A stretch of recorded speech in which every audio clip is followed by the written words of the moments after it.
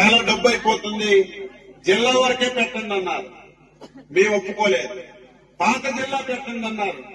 లోకేష్ బాబు గారు అయితే ఎంత డబ్బు ఖర్చు అయినా పర్వాలేదు, మా మహిళలు రాష్ట్రంలో ఎక్కడికి వెళ్ళినా, ఈ రాష్ట్రంలో ఎక్కడికి వెళ్ళినా ఫ్రీగా బస్సు ఎక్కే కార్యక్రమం తీసుకున్నాం.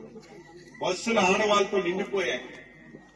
మొన్నటి వరకు ఆర్టీసీ బస్సులో 50 మంది ఎక్కే వాళ్ళ నోటికి మన స్త్రీశక్తి పెట్టక ముందు ఈ రోజు 90 మంది ఎక్కుతున్నారు. అంటే ఆక్యుపేషన్ రేట్ విపరీతంగా పెరిగింది.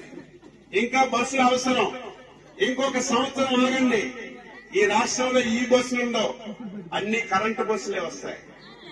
ప్రతి గ్రామానికి వస్తాయి ఏసీ బస్సులు. కరెంటు బస్సు అంటే ప్రతిదీ ఏసీ వస్తుంది. మొత్తం ఎలక్ట్రిక్ బస్సులన్నీ కొని ఇంకా ఎక్కడ అవసరం ఉంది, ఇంకా ఏ గ్రామానికి అవసరం ఉంది, అందరికీ బస్సులేసి ప్రతి ఒక్క మహిళకి ఉచితంగా స్త్రీశక్తి కింద బస్సులు ఇచ్చే కార్యక్రమం చేశాం.